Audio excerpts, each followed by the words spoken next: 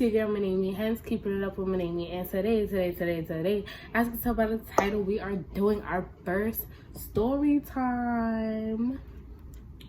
So make sure you like, comment, and subscribe. Make sure you tell our aunt Sarah about to say it, cousin to come tune into this video because we are dropping bangers back to back to back all 2021. Because if you're not with this family, then what family are you with?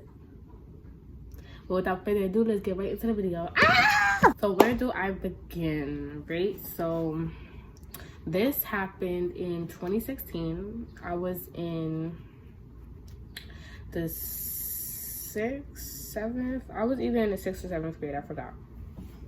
But I was in middle school and I was a cheerleader. If you didn't know, I'll hold the picture right here. No screenshot. But I was a cheerleader. And yeah, so one day me and my team, we were just in the auditorium and, you know, doing cheer. We were exercising, doing herkies, doing pikes. If you don't know what that is, those are cheerleading terms for certain exercises and etc. So, you know, everyone had their separate groups for their stunts, and my group, we were doing herkies in the air, pikes in the air. We were doing a whole bunch of things in the air. And being that I was small and, you know, I was lightweight, I was a flyer. So me and my team, we're doing a stunt. And, you know, my teacher was working with another group, but the people I was paired up with, you know, were good at spotting. So my teacher was like, go ahead and, you know, finish the stunt. So as we're finishing the stunt, my team ended up not catching me. We were on stage. It wasn't a performance or nothing. We were just at practice. So my team ended up not catching me, and clearly I ended up falling. I fell super hard, like super hard. And of course I was crying. I was in pain. And it was just scary, like falling from the air, like that's crazy. But you know, my teacher tried to help me. She ran across the street to go get ice from the store, because of the middle school I went to, there was a store right across the street. So she went right across the street to the store while my teammates were helping me, like trying to get up or whatever. And she came back with the ice. You know, she tried to put it on my ankle, and at first it felt good, but it hurt. Like I was crying, like I didn't know what to do. Like I just fell from the air. I'm not supposed to be, you know, happy, jolly. Like I just fell. So practice had ended early, and my coach ended up taking me home. After that, I called my mom and I told her the news. I told her that, like, I couldn't move. I didn't know what to do. I was home by myself at the time, and my mom was still at work. So my mom had to leave work early to come home to take me to the hospital. So one, my mom was mad at the fact that the school didn't call her to tell her like something had happened to me, because they used to call her for every other thing. They used to call her when I was late to class, or they used to call her about, like, you know, parent teacher coordinate meetings or things like that, but they didn't call her, you know, when her child actually got hurt. So my mom was a little annoyed with the school after that happened. Oh, did y'all see that? So my mom was a little bit annoyed at the fact that the school didn't call her.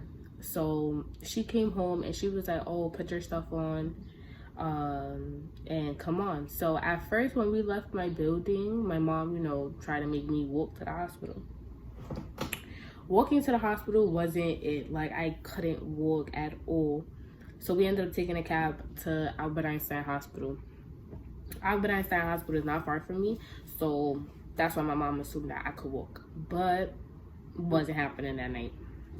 So we ended up going into the hospital, and you know, a hospital, you're gonna be sitting there for mad long. No matter what hospital you're at, it takes them 8 hours to serve you, and then it takes them 8 more hours to actually figure out what's wrong with you and everything. And then on top of that, it was late at night, And it was just a whole bunch of people in the hospital.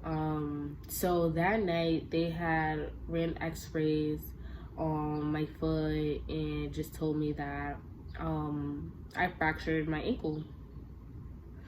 So after that, the next morning, I think my mom had scheduled an appointment with a doctor that, like, it was a foot doctor that, you know, could run x-rays, tell me how long that I should, you know, be wearing a cast or wearing a boot or using crutches and etc.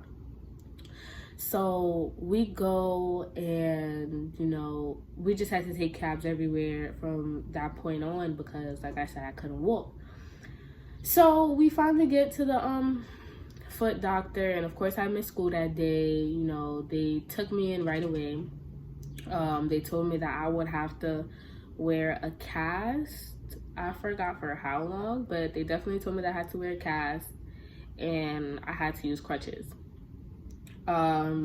So after that, you know, they continued to run x-rays. I had to stay home for maybe like 2 weeks of school. I had to stay home. My mom went to my school and picked up my homework and everything. And then I was finally able to go back to school. After I was able to go back to school, my school had 3 different staircases. So the staircase that was closest to my classroom at the time, I was the only one allowed to use that staircase. Like, I had a special note that said I was allowed to use that staircase because at that time, you know, I was disabled. So I don't get trampled in the hallway or anything like that. I had to stay up from lunch. I couldn't walk down the stairs to go to lunch. And it was crazy. Like, I didn't enjoy 2016, like, because that was the worst year ever. I couldn't. So after that, Ma, why are you walking over here? I'm shooting a YouTube video. I'm shooting a YouTube video. Well, get out. Get out. This is going on the internet. Y'all, you see how she dyed her hair and want to be like me? It's crazy. But yeah, so 2016 was a bad year. And then after that, what happened? We kept going back to the foot doctor, and they told me I couldn't wet my cast. But yeah, so they told me I couldn't wet my cast, so my mom had to wrap my cast, and that did not last long. It didn't last long. They told me don't walk on my cast. As soon as my legs started getting better, I was walking on my cast. It definitely was. I was putting holes in my socks because I was walking in my sock with my cast on, and my legs still got better. So I started walking normal with my cast on. I stopped using my crutches. I stopped using all of that ever since my legs started getting better. And, you know, every time I went to the foot doctor, they was asking like, oh, are you still using your crutches? I was like, nope.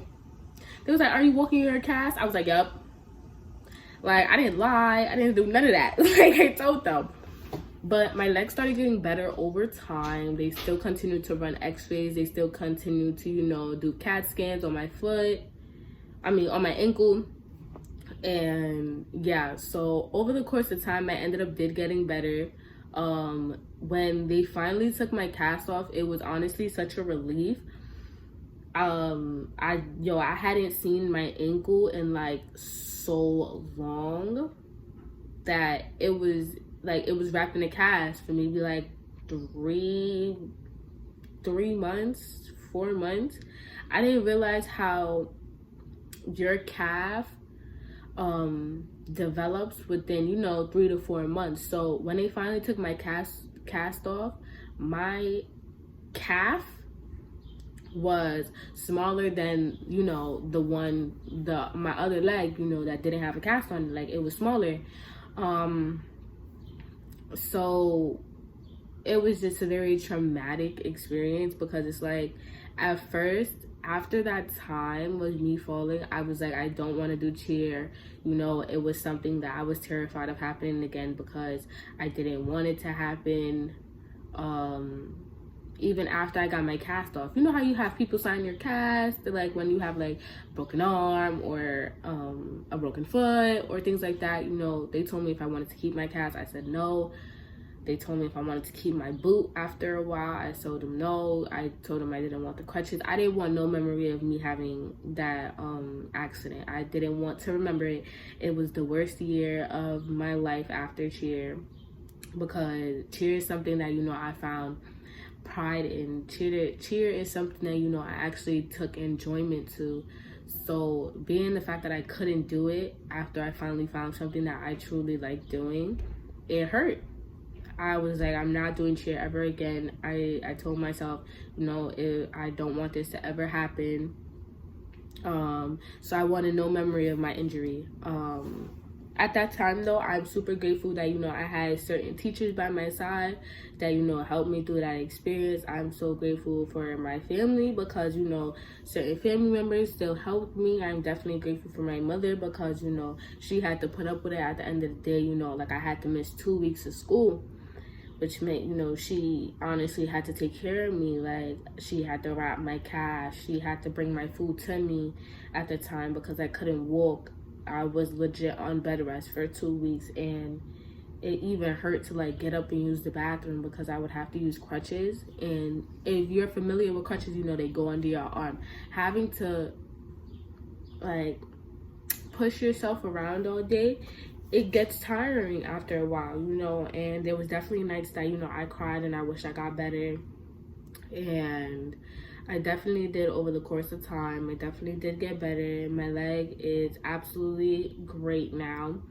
I'm super grateful that I do not have pain when it rains. I heard a lot of people, you know, have pain when they have like an injury, like, and I guess the weather affects them in some kind of way.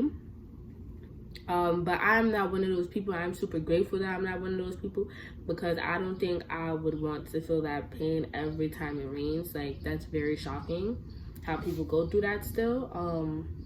But to this day, like, one of my calves is smaller than the other. It's my right leg that I got injured on. So my right calf is smaller than my left calf. But it was definitely something that, you know, taught me, you know, can't trust everybody while you're in the air. But I definitely did go back to pursuing cheerleading. I did cheerleading my freshman year of high school. I did cheerleading my freshman year of high school, and I enjoyed it. But, you know, the team wasn't something I was interested in at the time. So, you know, I decided to go another way and ended up falling in love with volleyball and football. And now I got my own boys. So, if, you know, y'all want to play volleyball and football, let me know, because summer's coming up. And I developed another love for like dance. Although, you know, I truly always loved dance. You know, when I was younger, I never had no rhythm. So now that I'm older and now that I have rhythm and such, dance is also something I'm very passionate about. But I hope you guys enjoyed my story time of how I fractured my ankle in 2016. Make sure you guys like, comment, and subscribe. Make sure you tune into our next video, because we're dropping bangers back to back to back all 2021. But we out of here.